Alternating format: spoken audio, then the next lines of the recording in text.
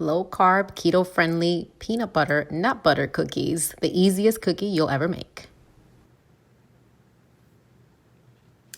So let's get started making these nut butter cookies. So let me just show you these cookies. These are peanut butter cookies. Super easy, and it's the same recipe I'm going to show you now, but I'm going to show you using a nut butter because I'm out of peanut butter. So I made these with peanut butter. They are delicious. It's the same exact recipe, but I am going to show you using one of these nut butters. I have this one, and this is another example of a nut butter that you can use to make these cookies. So as you can see, I've made them quite small, cute, and a little bit not too thin. I kind of like that. When they come out of the oven, they are pretty fragile, so you want to kind of just let them sit on the pan for a while, and as they cool, they will get crispy, okay? Crispier, so it's the texture is going to change. So let me show you. This is the easiest cookie that you're ever going to make. Here, what I have is my nut butter, and I have about a cup of it. The next thing I'm going to use is, you're going to need an egg. So just the egg. Now the recipes I've seen don't really call for vanilla, but I like to put vanilla in all of my baked goods. I think it enhances the flavor. And although nut butters and peanut butter is pretty strong, dominant flavor, I like to, always add that vanilla. I think it's not gonna hurt it. And you want your ingredients to be room temperature. If your nut butter or your peanut butter has been in the fridge, or it's clumpy, or if you're using, even if you're using like the crunchy peanut butter, which you can always use if you like that extra crunch, then you kind of want to pop it in the microwave just for a few seconds to make sure that it's easier to mix in the rest of the ingredients, okay? So, okay, perfect. So we have the egg, and we have the vanilla, and the nut butter. Okay, so the next ingredient I'm gonna add, which is gonna be the last one, is my erythritol. This is powdered erythritol. I buy the granular erythritol, and I put it in my Ninja food processor, and I powder it. It just dissolves easier in baked goods. So this is a 1/2 cup measure. And there's 2, 3, 4. Okay, so we're using 4 tablespoons of the powdered erythritol, and then to top it off, so I can get a whole 1/2 cup of sweetener, I'm going to add this Lakanto monk fruit sweetener, golden. It's almost like a light brown sugar, and you guys have seen in my other videos that it's my really favorite erythritol to bake with. No aftertaste, and it just really gives it this very subtle golden, almost brown sugar-like taste.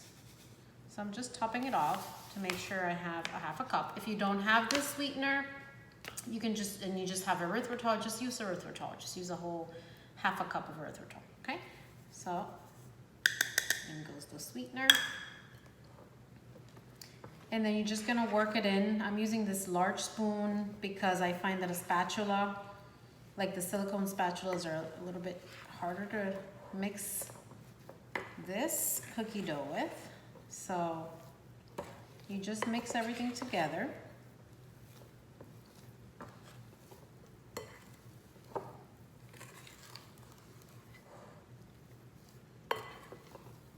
And you see it'll come together and look just like a regular cookie dough. Just make sure everything is incorporated.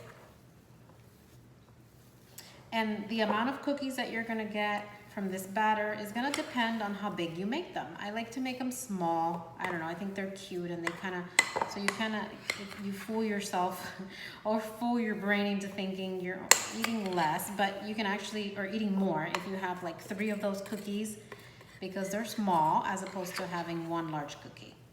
So that mentality kind of works for me. If not, you can make them bigger. But like, for example, I have a tray here that I've already, of cookies that just came out of the oven a few minutes ago.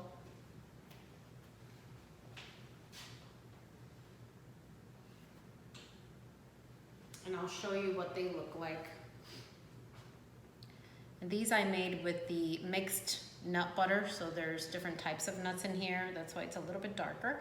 But you can see I got a good amount of cookies because they're small.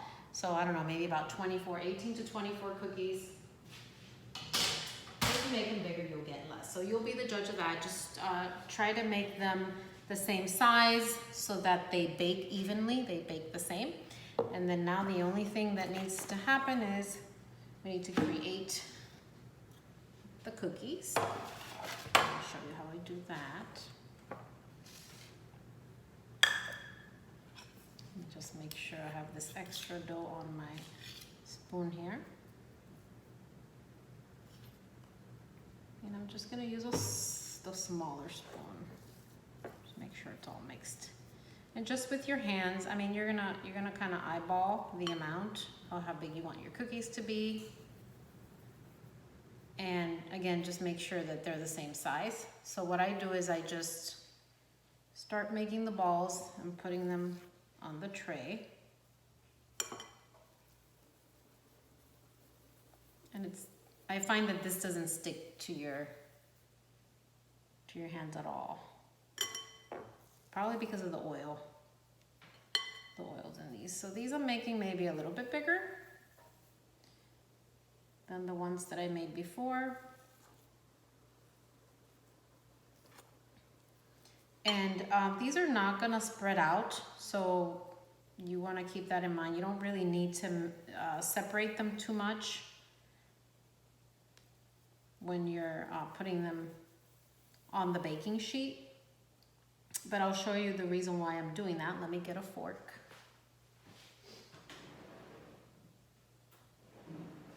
Okay, so the reason why I'm leaving a little bit of space is because this is the last thing. This is what I do. Once I put them all on the baking sheet, then I just do this. This is just like a pattern that I've seen in these peanut butter cookies. You see that? You just go in this way.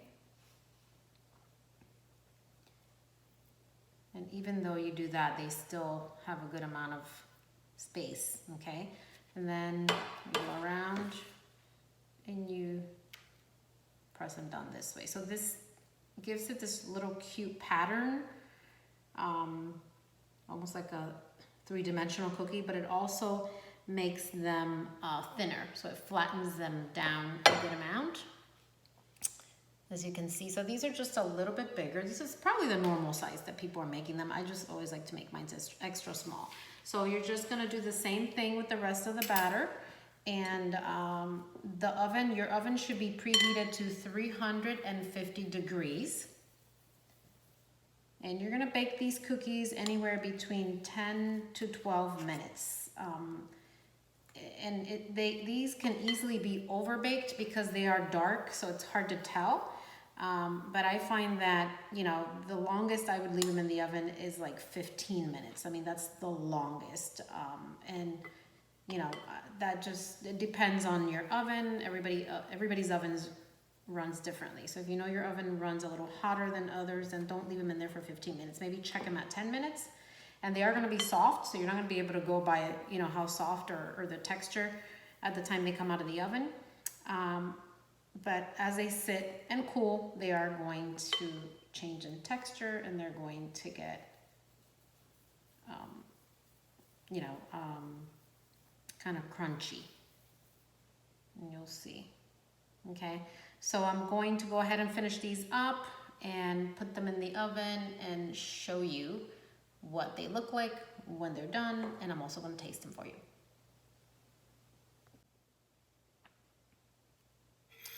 So I have all of my cookies here ready for the oven. So before I put them in the oven, the one thing, extra special touch that you can do with these if you want to, is if you have this sweetener, What I did was I sprinkled a little bit, just a very, very tiny bit with my finger over each cookie, just like so.